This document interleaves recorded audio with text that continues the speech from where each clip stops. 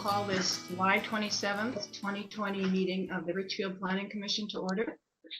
We are currently holding our meetings via video conference platform Cisco WebEx, and during this time, staff will be taking all of the commissioners' votes by roll call. Could you please start by taking attendance, Nellie? Yes, thank you, Chair Quam. Commissioner Hayford O'Leary. Here. Commissioner Lavin. Here. Commissioner Pinn. Chair Quam. Here. Commissioner Rosenberg. Commissioner Rudolph. Here. 4 present, 2 absent. Rosenberg and Pinn are absent. Thank you. We still have a quorum, right? Okay. All right, next we have approval of the past 2 Planning Commission meetings minutes, starting with the minutes of the May 27, 2020 meeting. Do we have a motion? So moved. Second? Commissioner Rudolph? I'll second. Okay. Commissioner Rudolph moves and Commissioner Lavin seconds. Any discussion? Okay, Nellie, would you again take roll, please? Yes, thank you. Commissioner Hayford O'Leary. Aye. Commissioner Lavin. Aye. Commissioner Quam. Aye. Oh, Chair Quam. Commissioner Rudolph. Aye. That is 4 ayes, all ayes, the ayes have it. The motion passes. Great, thank you. And next up, the June 22nd, 2020 Planning Commission meeting minutes. Do I have a motion? So moved.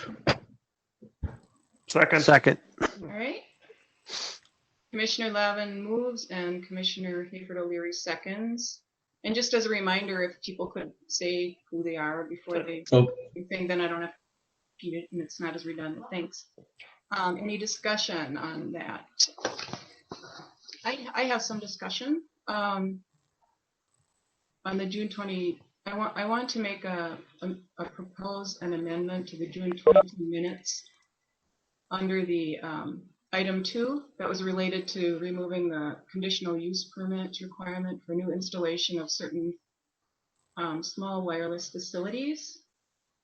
I just wanted to add a comment because, and this is because we had a lengthy discussion about it, 30 minutes, and only 1 comment was included, and I'm concerned that some people only need 3 minutes.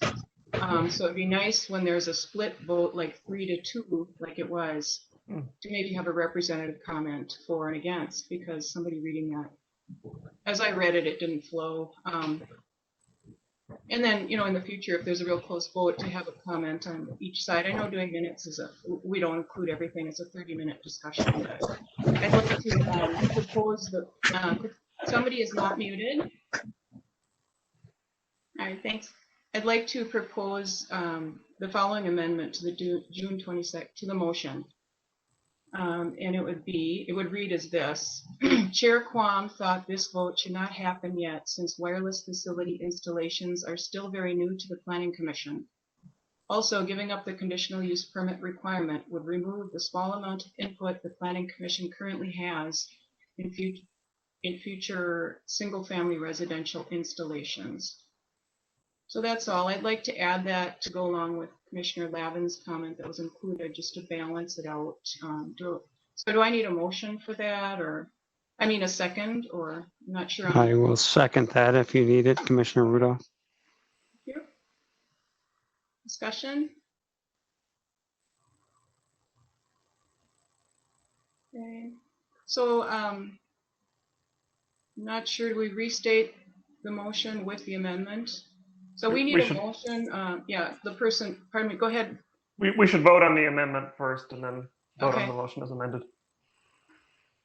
All right, so moved and seconded. So voting on the amendment to the minutes. Any discussion on that? No discussion. So Nellie, would you take Commissioner Penn. I apologize. I was having internet problems before logging in here, so I'm late. You're just motioning to amend the minutes according to what you felt like was stated and was not recorded as you had stated it. Is that kind of what's happening here? It wasn't wrongly recorded.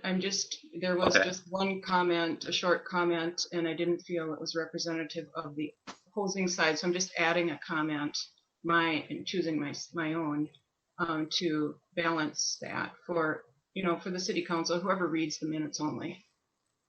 Okay, I heard the back half of what you're discussing. I just want to make sure what I'm voting on. So thank you. Yeah, absolutely, and welcome.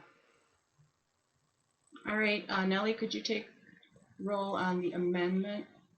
Yes, thank you. Commissioner Hayford O'Leary, Aye.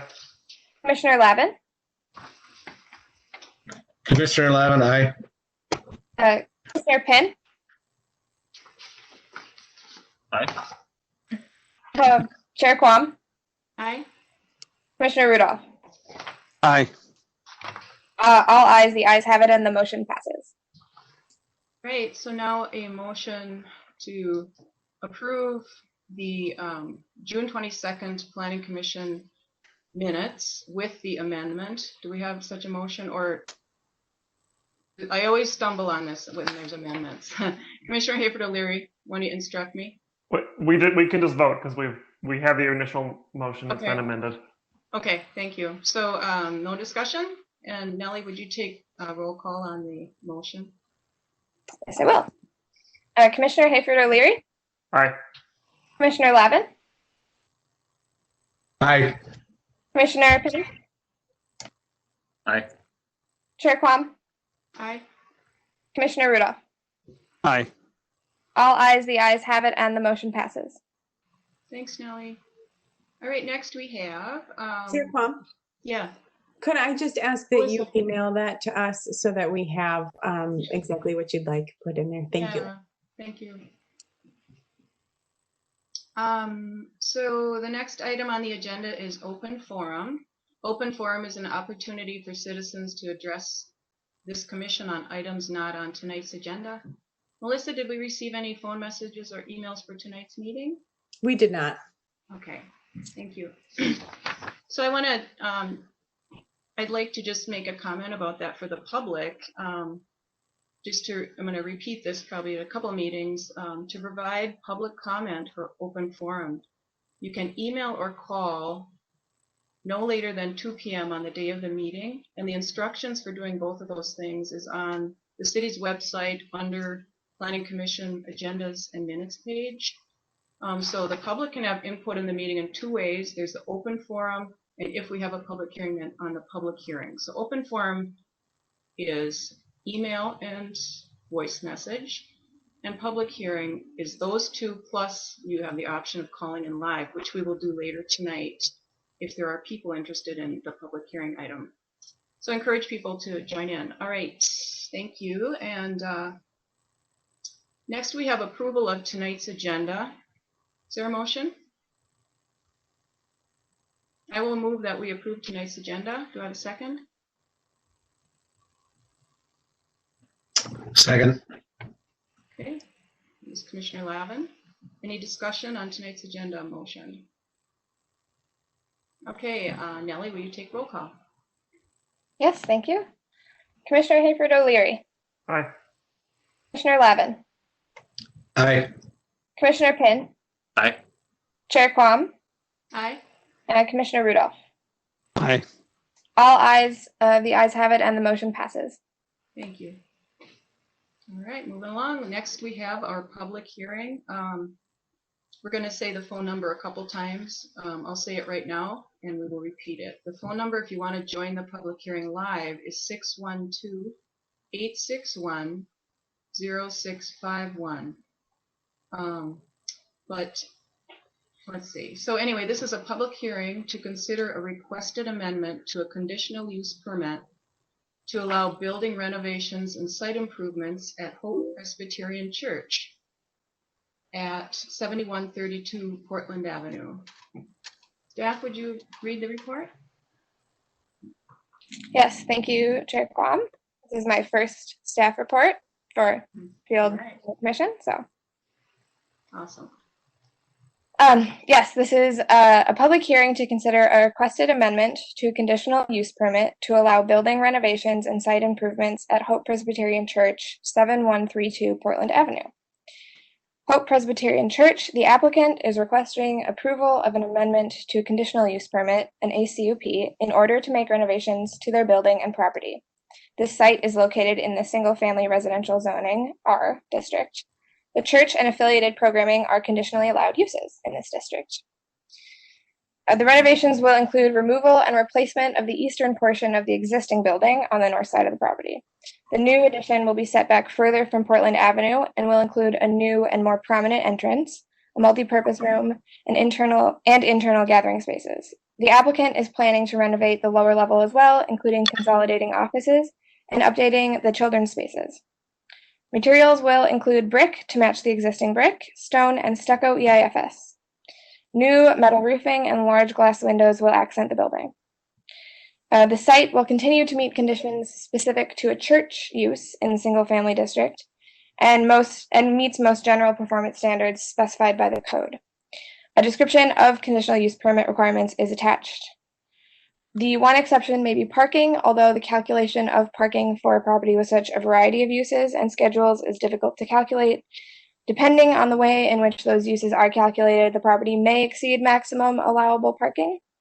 The applicant is proposing to add additional parking spaces nearer to the main entrance of the church on the Portland side of the building.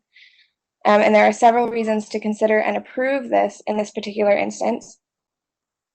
The first reason, to provide more convenient parking for those attending services and thereby reduce the need to use the northern parking lot, which is located off a local street.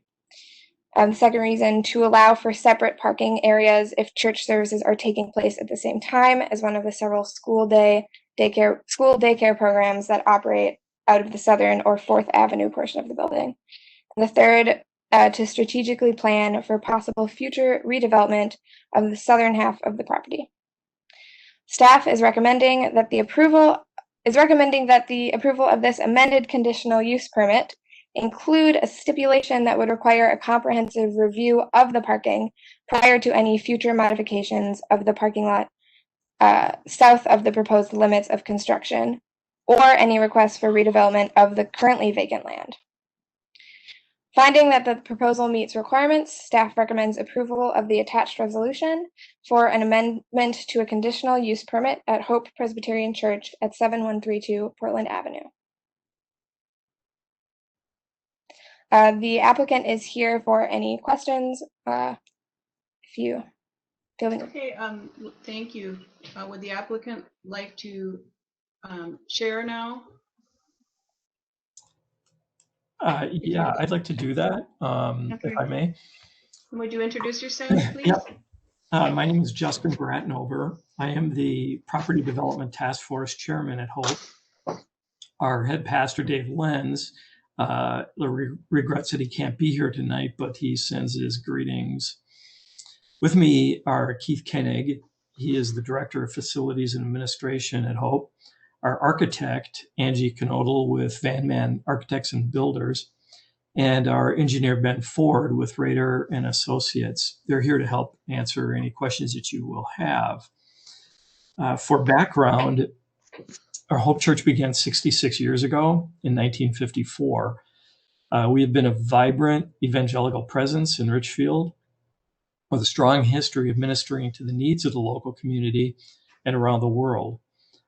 Our mission and vision today is to create what we call a crossover community of believers, where people are growing deeper in relationship with the Lord, growing closer in community of faith, and going wider in their spheres of influence to make disciples of Jesus Christ. We're specifically engaged in worship, youth and adult education, family life, and missions. We operate a preschool, the school age care program, the Vine and Branches clothing ministry, a Bible camp, and a retreat center in Eden Valley, Minnesota. We're also recognized for strong partnerships with Richfield Young Life and the Loaves and Fishes food ministry. We have an active fellowship consisting of more than 500 households and 1,000 members. We employ a full-time and part-time staff of 55. The church sits on 8 acres of land along Portland Avenue and occupies 100,000 square feet of very well used but very tired facilities. Our objective is to rebuild and remodel the cluster of buildings at the north end of our property and concentrate church activities there.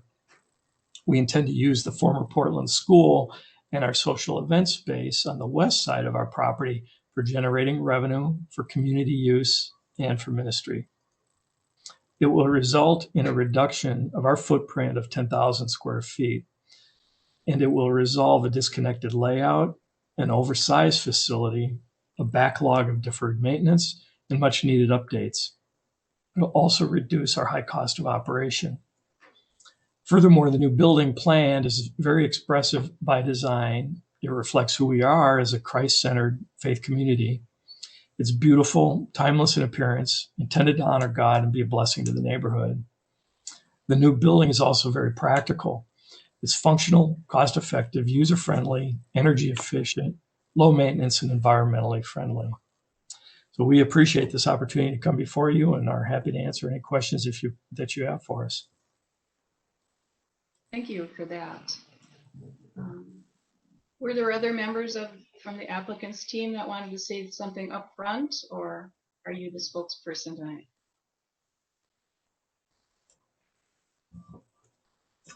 All right. Well, you can speak. Go ahead. Did somebody say something?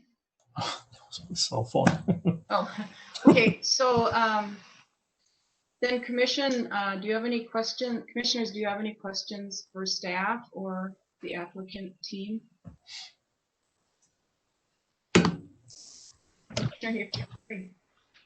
I guess I'm just curious first of staff, this requirement to look at their overall parking. I mean, given that this is the largest project they've done there probably since they converted it from school, and it could be, decades before we see something significant again.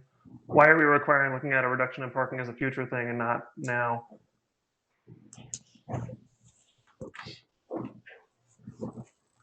I can attempt to answer that question. So they have a lot of parking space right now, and a lot of it's used by school that has, I think there's maybe 2 different day schools that are going on every day. So to assess the parking right now, we would need to contact a lot of the other co-space users. Okay. They're just adding to their immediate and new entrance. Melissa, do you want to add anything to that? I think I would add that we, sorry, am I echoing there? I would add that we talk extensively with the church about why they were moving the parking here, why they felt they needed more. They don't actually feel that they need more. They feel that they need it relocated. Having participated in Loaves and Fishes events at the church, I can attest to that, that the parking is not well laid out for the way that it is used. I have also been talking with the redevelopment task force for many years on this project, and I do believe that they have a desire to redevelop that south portion, and that that is probably the more relevant time to figure out if those long, narrow lanes of parking that extend to their southern boundary should be reconfigured or removed. Okay. Thanks. That's helpful. Just one other sort of small detail. The existing vacant land that they own behind the single-family homes has been in pretty poor condition for a long time. Is there any requirement that they would have to maintain that as like consistent grass? It's kind of like there's tire tracks and other things over it. I can tell you from staff's point of view, we did not consider that, but that is a good point. And that's something that the commission could consider adding to the resolution. Yes. Okay. I'm wondering, could the applicant speak to the condition of the again, this is the grass behind the single family homes on the southeastern corner of the property. I could speak to that. With our new design, that will take care of those tire tracks. Okay. They'll be part of the parking lot. So actually pretty nice area left in grass area. Okay, that's good to hear. And then my only other just general I guess, encouragement is I really hope you do so. It won't, doesn't affect what we're considering today, but I really hope you do something with that southeastern corner, especially if it can be coordinated with those properties on Portland. We've seen a lot of good proposals or ideas, at least from other churches, of things that both advance their mission and are really good for the community. So I think this is a really nice project, and I hope you continue this work forward because you've got a lot of potential there. Other commissioners?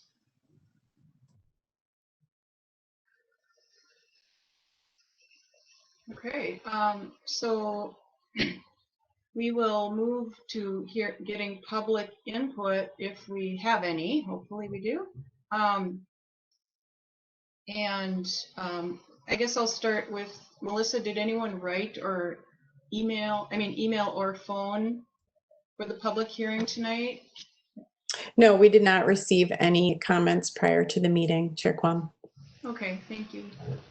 And moderator, do we have any of the public on the line waiting to speak to us live?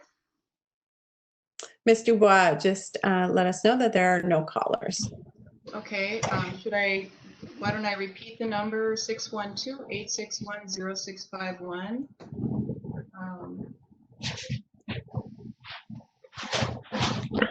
Give you a minute. Commissioner Lavin?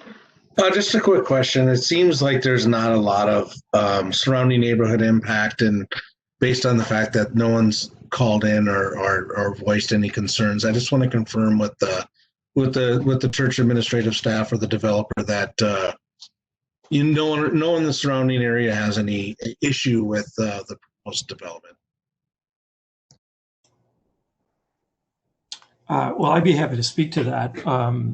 We actually sent a mailing to all the households within 1,000 feet of the church, announcing that we intended to do an improvement and invited people to come to a neighborhood, awareness building event that we had at the church 2 weeks ago rather. And we had 2 people from Loaves and Fishes come, and just one neighborhood resident come that was a teacher at the preschool and just wanted to know more.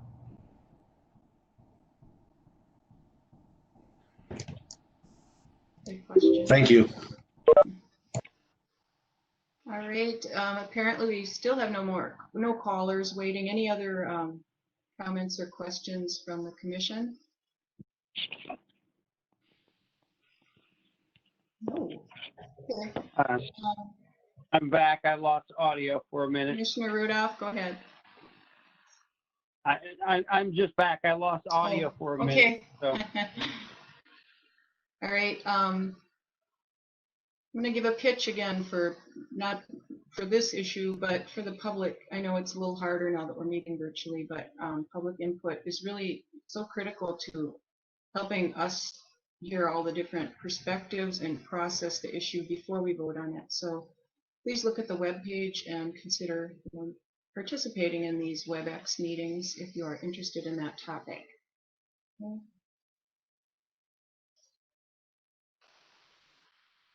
All right, so do we have a motion to close the public hearing? Commissioner Pinn, so moved. Do we have a second? Commissioner, second. All right, any discussion? Nellie, would you take roll call? Yes, thank you. Commissioner Hayford O'Leary? Aye. Commissioner Lavin? Aye. Commissioner Pinn? Aye. Chair Kwam? Sorry, aye. Commissioner Rudolph? Aye. All ayes, the ayes have it, and the motion passes. Thank you. So next is the motion to recommend approval of the resolution for an amendment to a conditional use permit to allow building renovations at Hope Presbyterian Church at 7132 Portland Avenue. Would anyone like to make a motion? Commissioner Pinn, so moved. I'll second. Any discussion? I would like to move an amendment that I mentioned earlier that basically the southern or southeastern unimproved land be maintained as landscaping space or grass. Yeah. Second. Any discussion on that? Yeah, I'm not even, but sounds like it's going to be taken care of anyway with the development of it. I'm not even sure if that's necessary. Well, I wasn't sure either, but just like looking at some aerial images, it isn't just the area that's currently going to become parking lot. There is a lot of it that's sort of bare dirt. I think given the larger visual impact of the possibly oversized parking lot and the fact that they seem very willing to maintain this as a green area, I would like to formally ask them to do that. Any more discussion on that? If you could raise your hand, I'd appreciate it. All right, then can we do a roll call on the amendment? Nellie, please. Yes. Commissioner Hayford O'Leary. Aye. Commissioner Lavin. You're muted. Oh, you're muted again. Aye. Thank you. Sorry. Commissioner Pinn. Aye. Chair Quam. Aye. Commissioner Rudolph. Aye. All ayes. The ayes have it, and the motion passes. Great. Then we are back to the motion. Any further discussion on that or any other amendments? Okay, do I need to repeat the motion or do we have it before we just vote? Okay, so seeing as there's no further discussion, Nellie, would you take roll on the original motion with the amendment from Commissioner Hayford O'Leary? Yes, thank you. Commissioner Hayford O'Leary. Aye. Commissioner Lavin. Aye. Commissioner Pinn. Aye. Chair Quam. Aye. Commissioner Rudolph. Aye. All ayes. The ayes have it, and the motion passes. Thank you. Thanks for the report too, your first one. All right, we're moving along. We are already to liaison reports. Thank you to the applicants from Hope Church. We appreciate you being here and sharing your input. Good luck to you. Thank you. This is Ben Ford with Rader and Associates. When would we expect this to go to City Council? Oh, This will go to City Council in approximately 2 weeks. It'll be their first meeting in August, the second Tuesday in August. You'll get a letter after this meeting confirming all of your future dates. Very good. Thank you. Okay, next we will go to liaison reports. Community Services Advisory Commission. Report. Yeah. This is Jim. So there was a lot of discussion on COVID-19 updated impacts, whether it was for projects or the active youth programs that are working on grants or the urban wildlife virtual race coming up or the fall winter recreational programming. It sounds like they're working on creating a lot more social distance programming for the community, and they're working on a lot of good ideas. That's about it. Thank you, Commissioner Rudolph. Next, City Council liaison is not here tonight. So after that is Housing and Redevelopment Authority.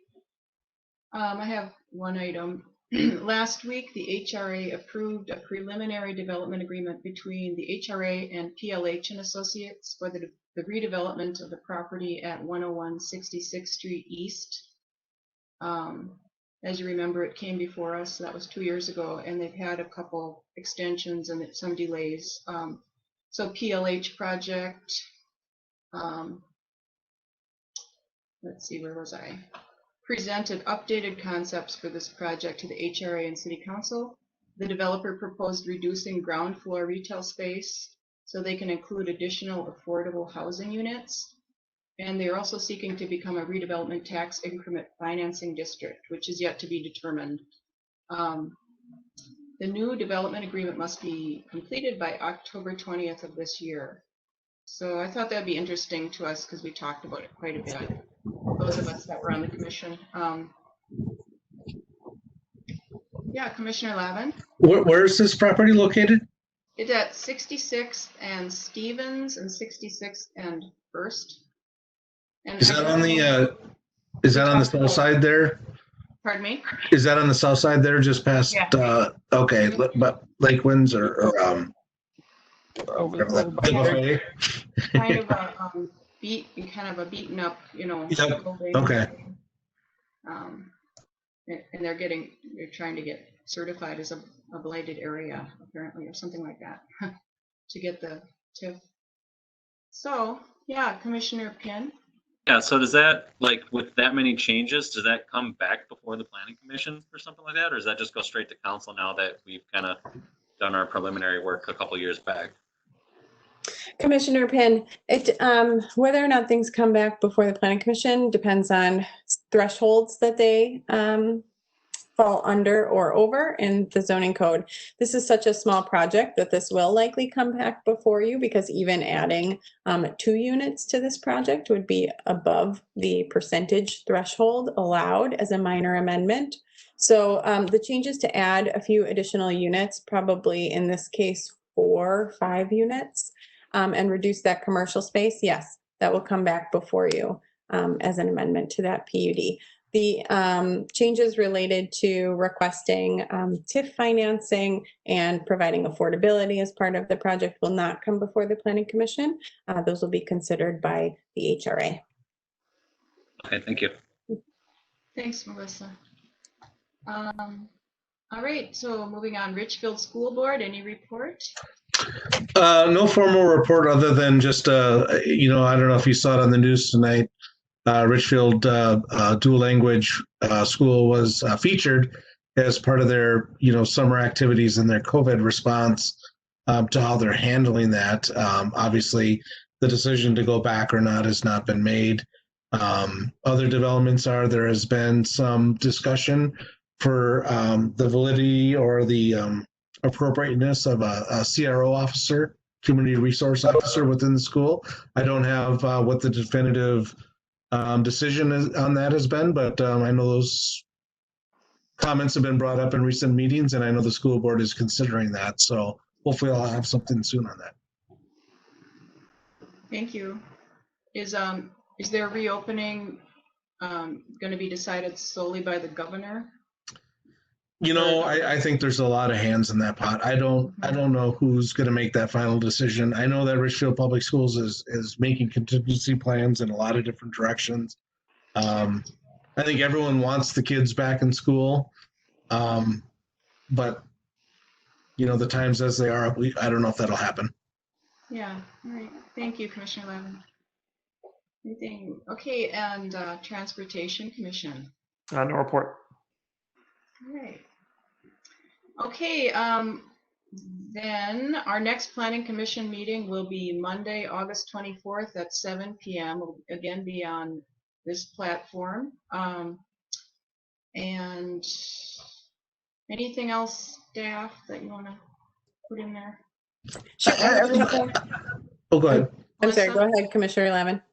Oh, I just had a question, and maybe this is directed for Sean because he's the liaison to the Transportation Commission, but a survey went out regarding the Penn redevelopment of the from Penn from north from 66. And I'm just wondering how that response has been. I know that the question that was proposed about, how to increase foot and bicycle traffic was offered as the problem statement. But it seemed clearly based on the responses that it was more addressed towards automobile traffic and the commercial that's in the area, given the multifamily that's going to be there in the grocery stores. I was just wondering how that responses have been digested, and if there's been any, absorption of what the community input has been. I think, oh, that's an echo. I don't know exactly about the input, the most recent input from the online one they did recently. I know they did that in-person one, and their general process has been to bring the proposed problem statement first and then keep asking about the problem statement at the subsequent meetings. That's a process that I don't entirely understand, but in theory, the statement they have was based on the initial round of input. So I don't know if people are seeing that now and disagreeing with that, or if that still seems to be capturing the community's interests, but maybe Melissa knows more about that. Well, I can say just based on the stats that were presented, it seems that the problem statement was a little skewed towards the minority of users that would be using that corridor. And I'm not sure if that was then the majority of the responses or not, but it really seemed like it was that they got that one wrong. I mean, I did just want to. Can we let Melissa jump in? She raised her hand. Commissioners, we did have a preview of the responses from that study, that online survey. And if you aren't remembering, this is the study that we are doing. We're partnering with the county. We got a grant to go out and talk about kind of an interim step here for Penn Avenue as the restripe comes through in coming years, and then talk about a long-term vision for Penn Avenue. And that vision is to address a number of things that the Transportation Commission and the city have adopted. Are statements about improving mobility in all modes, also creating an opportunity for economic development. So that's what we're doing. This we got a preview of the responses. I can tell you that the response rate was very good. We seemed to get as many people responding to the survey as we did at the in-person event, and the in-person event was well attended. I can say that I don't have a summary. We just got some initial feedback, and that was that the summary, the problem statement was addressing the issues that people had brought up at that previous in-person meeting. But the consultant is working on a document to provide to summarize the comments from both the previous meeting and the online survey. And then I can make sure that you get a copy of that. I would appreciate that, because it was concerning to me that the stats along with that problem statement were, overwhelmingly people were using that for automobile traffic, and then the problem statement was how do we increase bike and walkability. And I think in certain segments of the city, obviously we want to increase that, but I think in certain segments of the city we need to be cognizant that most people will be using cars, and it did not jive with the stats that were presented. And I want to just understand if that problem statement is going to be amended to actually address the concerns that were at least provided in the initial statistics from the in-person meetings. I'm sorry. Go ahead. Melissa, and then Commissioner Hayford O'Leary after that. Sure. So what we heard at that initial meeting were that people had trouble making turning movements.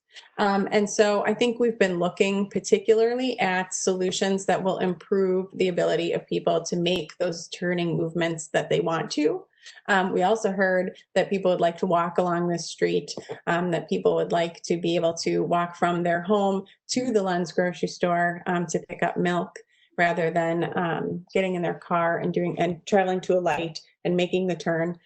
So we're trying to balance all those things. Our Transportation Commission and our transportation engineers have a really unique process where they use these slider bars, and you evaluate the trade-offs for each in the context of the priorities that the city has adopted. So I can tell you, speaking with some business owners along that corridor. Commissioner Levin, can we let Commissioner Hayford O'Leary in? He's been holding his hand up for a while. I did just want to give one piece of context, because I've been liaison first as a bike ped person, and now as Planning Commission liaison to Transportation Commission for years. And we spend a lot more time talking about bicycles and pedestrians than cars. And that isn't because we don't care about cars. It's because everything around traffic engineering and traffic planning is centered around cars. And particularly when it's a county road, cars will be very well taken care of. There are some local business access issues that the city needs to advocate for, but I have no doubt that cars will consistently be able to go 30 through here no matter what we do. So when the basis is the county who's always going to accommodate cars, it makes sense that for our city-led process that we're talking more about the other users that they may be leaving behind. So I wouldn't take it as a statement that we don't want people driving to businesses, just that given that sort of norm, we need to advocate more as a city for other users. Yeah. Commissioner Levin? I will some feedback for you as having talking to some of the small businesses along that corridor.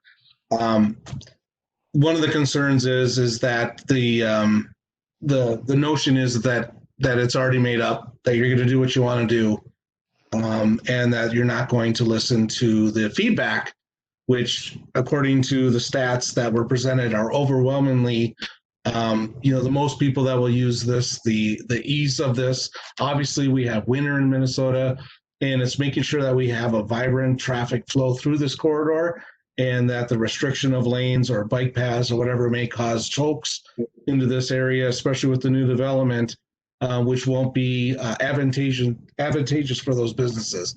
That's just some feedback. You guys are going to do what you want, I think, is the sentiment. But clearly, at least the way that it was presented in the how to give feedback back in the problem statement, it didn't seem to correspond or have any correlation between the two. Commissioner Rudolph? Yeah, I've been biking a lot this summer. I find it interesting. I know that we keep pushing bike traffic. I've been biking more than I ever have in many years past. And I found out that, we've got a lot of bike paths in Richfield, but and I go to other cities, we did the trail along all the way out to Minnetonka. We go through the bike paths going all the way to Minneapolis, and everywhere seems to have pretty darn good maps of their system, except for Richfield. I don't know why. It's just something that I've kind of noticed, as well as it seems like some of the paths maybe need some updating comparatively of the really good routes that we have. There's just some feedback, Sean. I know you're real heavily involved in transportation. I appreciate that. No, I think that's a really good point. And I want to say, I think I saw you and Lisa biking on the path by Target, so I can confirm your story that you've been biking this summer. I've biked, more than I ever have. Of course, my wife Lisa kind of got me involved in that. But 1 week I think I did 82 miles with her.